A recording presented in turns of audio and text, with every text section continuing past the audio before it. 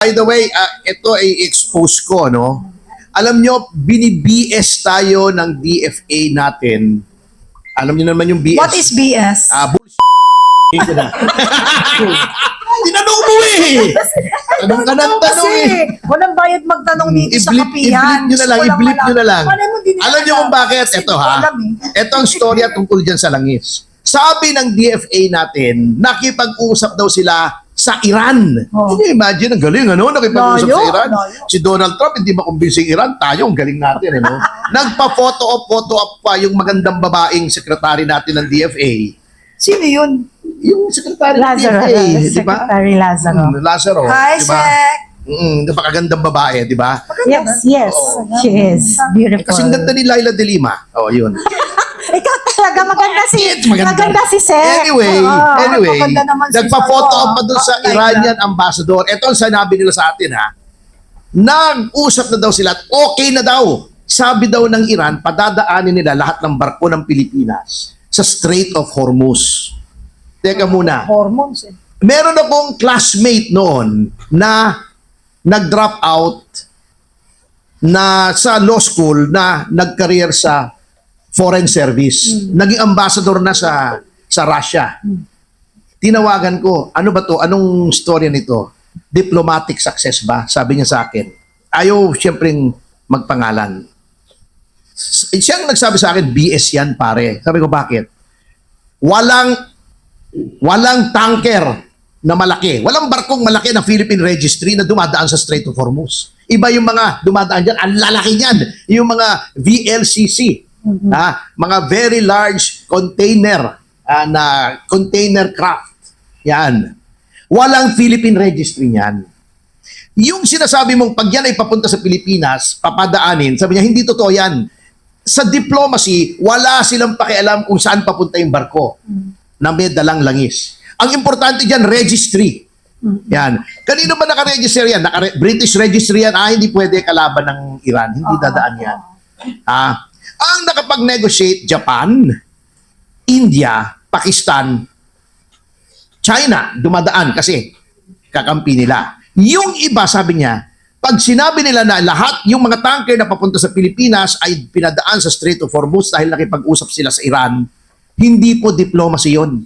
Ang Iran, basta hindi papuntang Amerika at hindi American registry yung barko, padadaanin, magbayad ka lang. So, di ba, the next day sinabi, hindi porkit pinadaanan ng Iran yung mga tanker papunta sa Pilipinas, ibababa ang presyo. Bakit? Kasi binabayaran natin yung... Ayaw nilang paalam yan kasi gusto nilang sabihin, ang galing natin mag-negotiate. 1 peso per barrel ang bayad. So, yung may mga VLCC na 1 million barrels ha, ang dala, napakalaki. 1 million pesos ang binayad ng Pilipinas para lang magpakitang tao na So, ibig mo nakapag-negotiate sabihin... tayo. So, bayad yun, hindi yun diplomasya. Attorney, ang ibig mo sabihin, kwentong barbero pala yan. Yeah, pinalalabas nila na may Kwentong ginagawa. They want to make it appear that there is a diplomatic coup na Wow. galing natin, nakausap Ang natin ng galing. Iran. In Pinagdala reality, ng sabi niya, in all probability, ang usapan niyan, sige, padaanin mo, magbabayad kami. Yun. Ibig sabihin, hanggang sa kwentong barbero, manipulado galing sa maleta. Yes, para sabihin na, para masabi lang Bayad. hindi ginagawa ang gobyerno. Hindi nakakorek. So lahat ng accomplishment na nangyayari ngayon, tsaka yung mga kwentong binahayag at pinarirating sa Pilipinas, bayad. Bakit Bayad hindi daw natin yun, bayad daw tanggalin yun. yung totoong kwento ng mga hindi bayad? Palakpakan naman natin. Hindi, tsaka ang kapya Ferdino, nag-declare ang Malacanang ng State of Energy Emergency. Tama? Tama. Ano ngayon ang naging aksyon? Sabi nga ni Chris Aquino, tomo. Nag-declare na. Kung nag-declare ka ng state of emergency, Tuloy-tuloy energy dapat. emergency, tuloy-tuloy dapat. Ngayon, naka-break ang legislatura, di ba? Naka-break sila hanggang May 5, I think. Walang session. Pero sa April 15 meron, ha? busy sila sa April 15 para sa impeachment. Oo, sa impeachment. Instead Correct. of- Oo. Di ba? Instead of the president calling for an emergency legislative session to address the emergency of our energy, anong ginagawa nila ngayon? 'di ba? Anong ginagawa ng gobyerno Kaka-Astra. to implement the state of energy emergency? Ito kaka-Astra, kumakana ka na naman ganyan. Mamaya wala na naman yung page mo. Kinana yung page, yung yung account Kaya ko. mga kaibigan, pag hindi nyo nakikita, di ba nawawala rin yung PDP NCR, ito na. Kaya medyo ko ngayon, patwitams tayo dahil wala naman Kapeni, sa page sabi namin. nila kakasuhan nila lahat ng fake news peddler kasi sinabi ni na nagpunta yung at meron daw tayo padadaanin.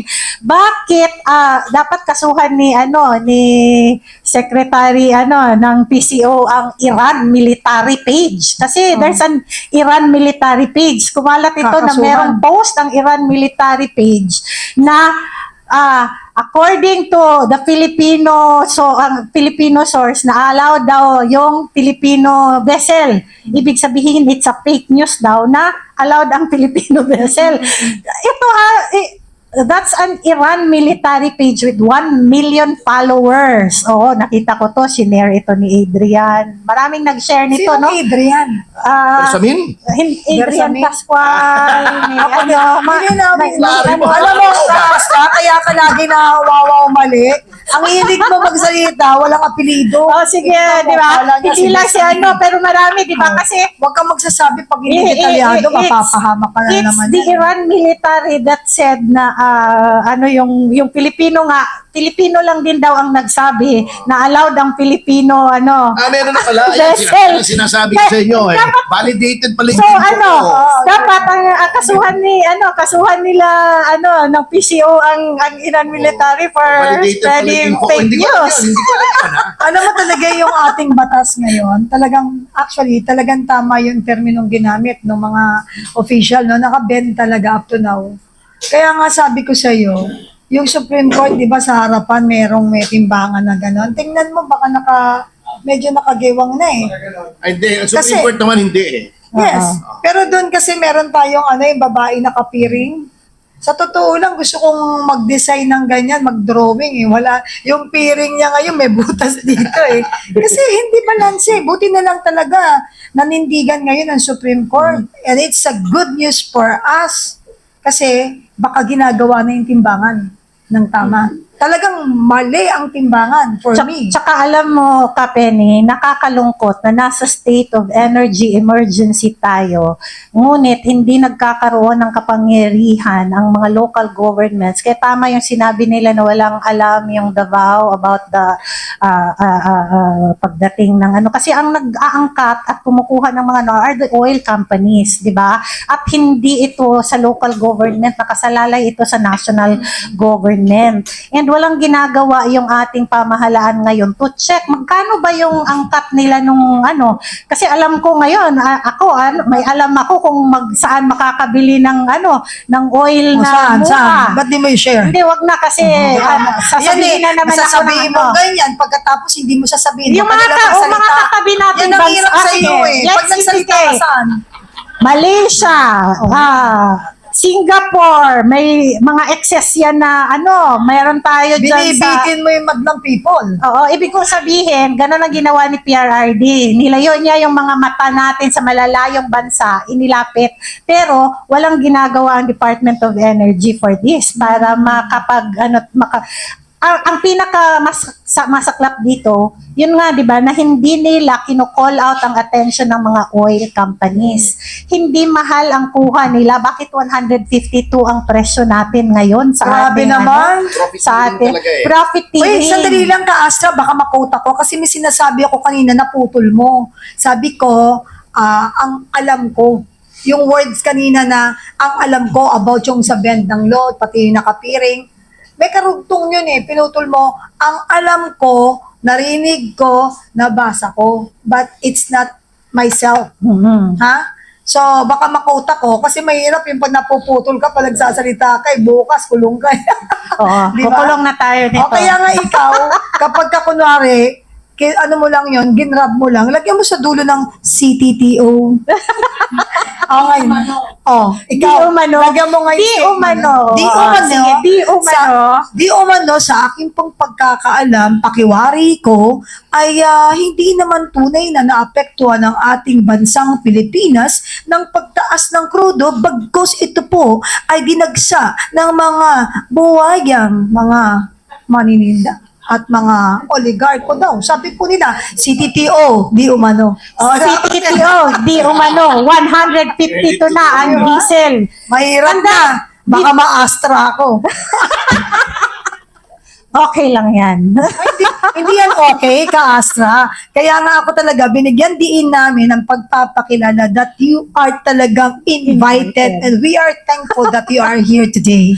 At wag mong guluhin. Okay. Tapos magsasalita ka na naman, tapos sasabi mo, ay wag na, baka bawal. Wag na umpisa ng kwento. Nag-intro ka, tapos bibitinin mo ang tao. Tama, okay. Go. Okay, ano nga pala yun? Kaya sinabi ko, maraming sources of oil sa karatig bansa natin. It's the matter of dealing with them, di ba? Kung paano tayo. Pero alam nyo, ang problema kasi, yung ating presidente hindi na rin pinapaniwalaan ng mga leader sa ibang bansa. Sandali, presidente ng ano yan? Presidente ng Ano Pilipinas. pangalan? Bongbong Marcos. Kasi yung salita niya ngayon, Di umano. iba na bukas. How will you trust a leader who makes his statements today, iba na tomorrow? So, ito na lang example sa foreign policy. Di ba ang nagsiset, ito, langis naman ito, related pa rin. Di ba ang nagsiset ng foreign policy, alam naman nating lahat yan, ang presidente. The president is the architect of the country's Yes, it's foreign policy. Okay.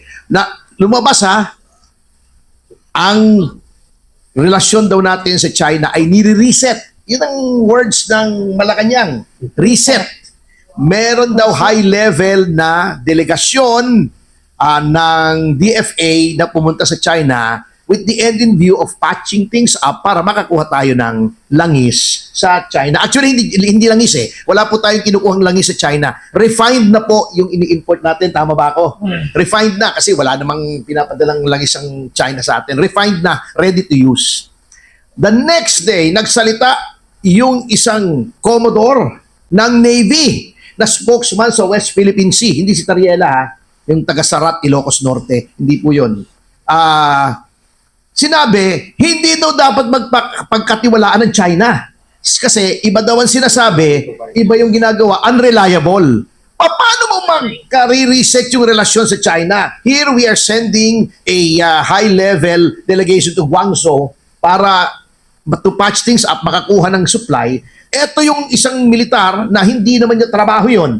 Commander-in-chief niya presidente. Sinasabing walang kwentang kausap ang China, hindi dapat paniwalaan. Paano tayo magkakaroon ng good relations kung iba-iba sinasabi? Di ba? Yun Walang dapat na tayo. cohesiveness. Walang cohesiveness yun. That's the word I was looking for. How can a mere Commodore na commander-in-chief niya yung presidente, na yung presidente nagpadala through DFA, yung official channel ng diplomatic relations natin sa China, sinasabotahin niya. Sinasabi niya yung pinapakausap ng presidente, walang kwenta. O paano matutuwa sa atin ng China? Bago mag-arresto dito, sinasabi natin, espiya ng China. When you arrest someone and say na espiya ka ng isang bansa na may diplomatic relations tayo, para sinasabi mong hindi mapagkakatiwalaan yung bansang yan, nag-i-espiya rito. Sampal yan sa isang bansa. Pag sinabi mong meron dito nag-i-espiya for China, mabigat yun. So, paano ka bibigyan ngayon ng langis ng China? Oo nga. Sinisiraan mo, di ba?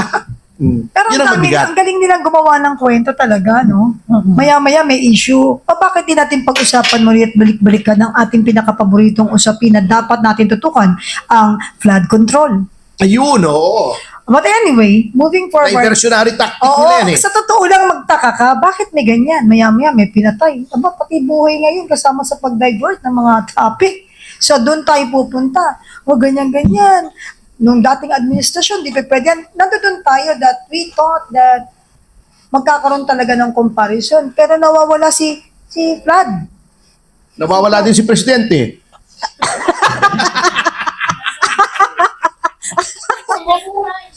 Alam mo, eto Alam mo, Easter nga eh. Sabi Naman, niya na. Easter nga. Easter nga. alam mo sa totoo lang eto kapag si Atty. Topacio kasama ko, kinakabahan talaga ako eh.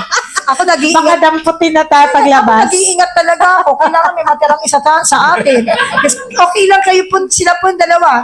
Ako po kasi ang magdadala po ng pagkain sa loob. Basta hindi kami uulit ng ulam, ha? Ako pala sa inyo. Huwag na ninyo ako Gusto yung idamay keso, dyan. dalan mo ko yung keso gawa mo. At may pandesal na mainit. Ito kasa. O kaya sa dalawa po nating mga kasamahan ngayon, no? Sa inyo pong mga assessment, alin po ang pinakamalakas na argumento at sa inyo pong pag-assess din, ano naman po yung pinakamahinang punto doon sa usapin natin ngayon. O sige. Sa defense kahapon nung Balik natin sa Ikaw, naman ang kasi topic ikaw yung natin. abogado. Pag yung kasama ko, Oo. nag-iiba-iba ang topic eh. Para sa akin, Related wala yung eh. saga. Walang mahinang argumento. Lahat hindi ng kami argumento nag-i-script malakas. dito eh. Kaya nga nag-agree yung mga amicus curiae. Usually, Resource ako, person. may mga na-argue na ako sa Supreme Court. Modesty aside, naka-anim na panalo na ako sa Supreme Court on doctrinal issues. May mga amicus curiae nagsasabi ganito, yung isa nagsasabi naman ganon. Katulad nung sa nung sa yung mga amicus briefs doon sa yung kung may karapatan ang Secretary of Justice na mag-issue ng HDO, yung Arroyo versus Secretary of Justice na sinabing wala.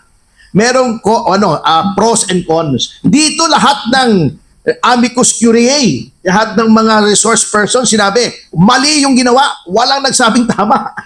At magagaling ng mga tao, si Sonita Monsod, Butch Abad, former SP Franklin Drilon, at saka may isa pa, nakalimutan ko yung isa eh, kasi medyo background kung pinapakinggan. Pero walang nagsabi ng amicus curiae na tama, kaya nai-imagine ko lang kasi walang video yung streaming di ba? Audio lang. Audio lang. Tsaka, Oo. napansin mo yung natatameme at mahabang panahon na hindi makapagsalita si Berberabe. Yun nga, Because nai-imagine ko yung pawis. Siguro bumubula yung singit ni Berberabe kahapon, kasi wala Bumubula.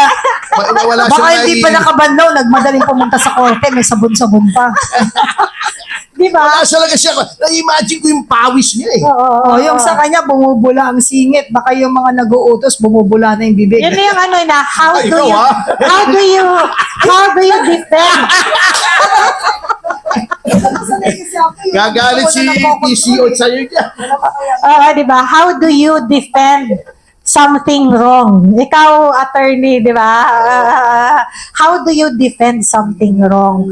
Mahuhuli ka talaga. Alam mo, Ka-Astra, tulad ng lagi nating paninindigan, kahit dito po sa kapiyan, pag inumpisahan mong mali ang isang bagay, ang kapal naman ng mukha mo, mag-expect ka maging tama sa huli. Walang happy ending yan. Pag mali ang umpisa mo, siguraduhin mo, sabog-sabog ka sa ending. And it will happen because God is with us. God is good all the time. Okay, tuloy-tuloy na. Nagiging mainit na. Pinagpapawisan ako. Mamaya, naka-sleeveless na ako. Kaya ako nag-jacket kanina malamig. Pag ito pala kasama mo, papawisan ka talaga. Kaya ako butas-butas para hindi ka Oo pagpawisan. nga. Pero alam mo, sa susunod, pag kayo guest ko, magdadala ako ng brake fluid. Yun ang unang papainom natin. Yun yung ilagay dito, brake fluid. Huwag na tayo magganyan-ganyan. Anyway, moving forward again, Castra and Atty. Topacio. Sa tingin po ba ninyo, may indikasyon na ba kung saan papunta talaga ang desisyon ng korte?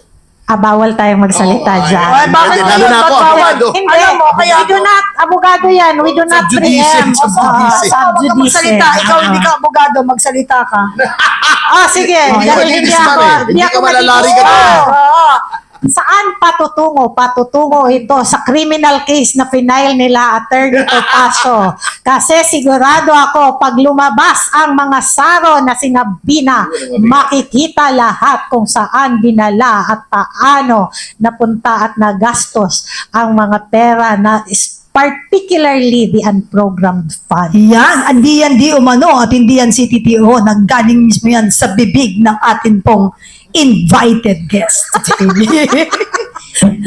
Ito, very briefly lang para mabigyan natin ng pagkakataon ng susunod na tanong ito. Judicial restraint versus activism. Dapat bang makialam ang Korte Suprema sa budget? Ayan. Attorney, Hindi sa dapat, kundi katungkulan.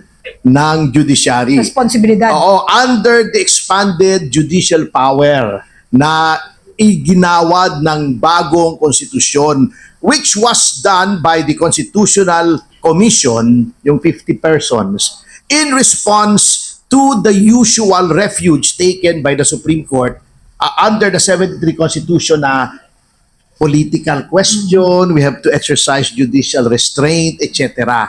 Kaya nga po pinalawak. So it becomes not only a power but the duty of the Supreme Court to step in whenever there in the part of any department of government there is grave abuse of discretion. Yun. Iba pa to dun sa Rule 65 na grave abuse of discretion amounting to lack or excess of jurisdiction. Iba pa po yun na judicial na grave abuse. Ito, grave abuse of any of the powers ng any department or agency or instrumentality or subdivision thereof. So, hindi po yan judicial activism kung nakialam ang korte. That is by virtue of its expanded judicial powers under the 87 Constitution. Yan po ang in-invoke na poder ng ating Korte Suprema noong nagdesisyon po sila na gawing void yung unang impeachment complaint versus Vice President Sara Duterte. Yon, ang galing. Sa totoo lang, no, ang ganda ng ating topic. Lahat tayo, kahit na hindi tayo mga matataas ang pinagkukunan tulad ng ating buting ka-Ferdy, no, at ka-Astra, nakita mo lahat ng Pilipino sukdulan ng pagnanais na matuto at maintindihan talaga. Ang gagaling pang maggamit ng mga terminong malalalim yan para hindi maintindihan ng Pilipino. Eh ang kala naman nila, bakit? May AI ngayon. Ganun kaganyan. Ano na yung mga vlogger? Wala ngayon talaga yung pala ibig sabihin yun, munti na tayo matanso. Parang yan pag may nag-a-apply sa atin na mga kasambahay, pagkabudol din yung amo, ganito. O ano? Magtatrabaho ka. Dito, kailangan namin kasambahay. Upo, tanggapin niyo po ako. Tapos sabi niya, ano po ang aking sweldo? Ito, 30 dias kada buwan, libre chipog, walang kain. Parang ganyan ang ginagawa sa atin. Ganyan tayo tinatarantado. At ngayon naman po, pumunta naman po tayo sa usaping governance at saka accountability. At ngayon, tingnan natin ang epekto nito sa pamamahala. Kasi this is very, very important topic. Kastra, para sa iyo ito. Ito, wala kang di umanot, CTTO. Galing mismo sa iyo ang sagot. Ayan na. Pagandaan na ninyo magiging statement. Makikita niyo yung galing ni Kaasa kung bakit gigil na gigil sa kanya yung mga yan. Kaasa, kung may bahagi ng GAA na ideklarang unconstitutional, ano ang immediate attack sa program? Ano ang immediate attack? Ang immediate na pangangailangan natin, nasa state of energy emergency tayo. So, pag dineklara na unconstitutional, dapat ibalik nila lahat ng Yun. mga, yung Oo. mga pondo na ginamit nila which is considered unconstitutional. Tama, Attorney Topacio, di ba? Kasi tayo, speaking of COA, disallowance. Ito kasi proseso ito, di ba? Si COA pag nagsabing disallowed yung kasi ako I experienced the disallowance. Alam niyo kung magkano yung disallowance? Hindi porket ibig sabihin may disallowance, may corruption ha. Disallowance ko was around 400 pesos. Oo. Na-disallow ako dahil nag-change ako ng flight from Cagayan de Oro to Hindi mo Manila. na-declare. Kasi I was a speaker sa Marawi City for a graduation. Sabi sa akin ng mga ma'am, hindi maganda na gabi ka na bumiyahe. So, nag-change Nag-iiba ako ng yung- flight. COA disallowed my change of flight, which is supposed to be security reason ko yun na nag-change ako ng flight. So, pag sinabing disallowed at sinabi ng COA disallowed ka, babayaran mo, ibalik mo sa treasury yung pera na disallow sa'yo. Now, talking of the GAA, pag sinabi na unconstitutional itong mga ginastos nyo, responsibilidad ng mga gumastos ng yun na ibalik yung pera nyo. Totoo yun. Dapat ibalik nila yon sa ating Alam nyo ba kung eskwelahan ang pwedeng maipatayo doon sa mga perang nawaldas? Alam niyo ba kung ilan ang dapat na mga kababayan natin na hindi naghihirap, walang pambayad sa hospital? Sobrang mahal ngayon, magpa-hospital. Ako, na-experience ko kasi recently meron akong naging pasyente, ang mahal. And ang hirap humingi ngayon sa national government ng assistance kasi parang wala na nga. Paano ba ito? 'Di ba? Even the Malasakit Center ay binawasan ng pondo. Pero lumaki yung unprogrammed funds. Dapat ibalik sa taong bayan at dapat ako I am hoping really that Supreme Court will ito yung panalangin ko na i-demand ng Supreme Court na ibalik nila yung pondo. Dapat lang. Kasi alam mo kung bakit. Di ba naging administrador ako ng isang lugar for almost 2 years. Maniwala ka yung nakita ko nung chinek ko yung kanilang book sa COA. Laging may disallowance. Inayos na namin. May disallowance. Alam mo kung magkano? Mas mataas kaysa sa iyo. 150. Kaya sinabi ko, alam mo, hindi natin to 100% na malinis eh. Bakit? Bayaran ninyo yung mga yan. Sabi ko, hindi, talagang may disallowance lagi yan kasi kailangan mag-000 yan. Malinis. Kaya wag kayo masyadong maiskandalo pag nakita nyo na may disallowance yung mga bawat ahensya. Alamin ninyo kung ano. We are talking about billions of pesos and trillions eh. Pwede ka rin magkaroon ng ganyan ng 150 pesos o 1 peso and 50 cents. 17 billion. Sabihin ko sa inyo hindi natin alam kaya na-iskandalo tayo doon sa binato nila kay BP. Kasi, ngayon, sumagot ang COA na cleared. Bakit yun? Hindi nila gawing issue na malinis ang OBP. Di ba? Bakit di nyo kalkalin ngayon nung hindi na siya yung namumuno? Tingnan lang natin kung wala silang makita. Ngayon, pag walang makita, dahil hindi nila talagang tinignan o hindi nila ginawang issue because hindi kasi BP Sara eh.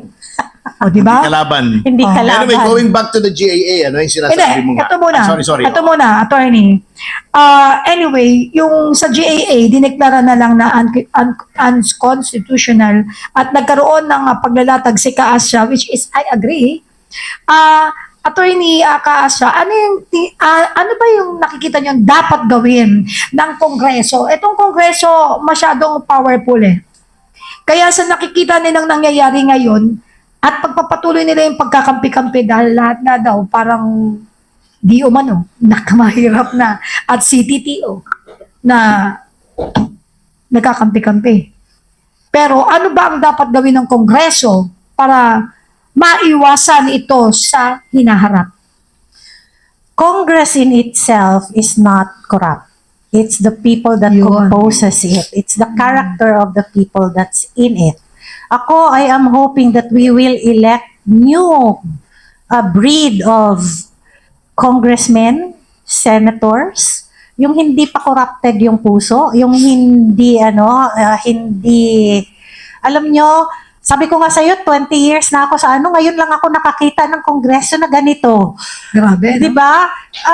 Napakataas ng dignidad, hindi mafia ang kongreso dati. Dito parang tingnan mo, there's only one political party that's fighting against corruption right now. Hindi naman one kasi may mga maliliit, pero major political party that's fighting, and that's PDP. Sabi ni Tatay Digong noon na pagkapanalo ni PDP will be the fiscalizer, and this is the strength of our party. We have always been for 44 years. PDP has always been a fiscalizer, no?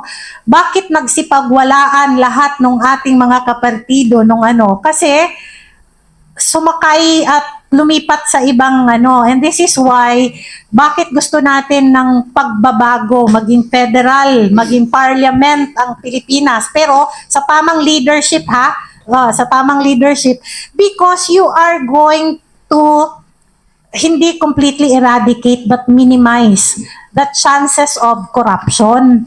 And dito sa ano ba ang dapat gawin ng Kongreso? It's not Kongreso that has to do something. It's the people in Congress that has to have a change of heart. Magbago ng puso. mahalin ang bansa, mahalin ang Pilipino, hindi mahalin ang maleta. Tama. May tama ka. Kasa, isang sundot pa para magkaalaman. Paano mapapalakas ang transparency sa budget process?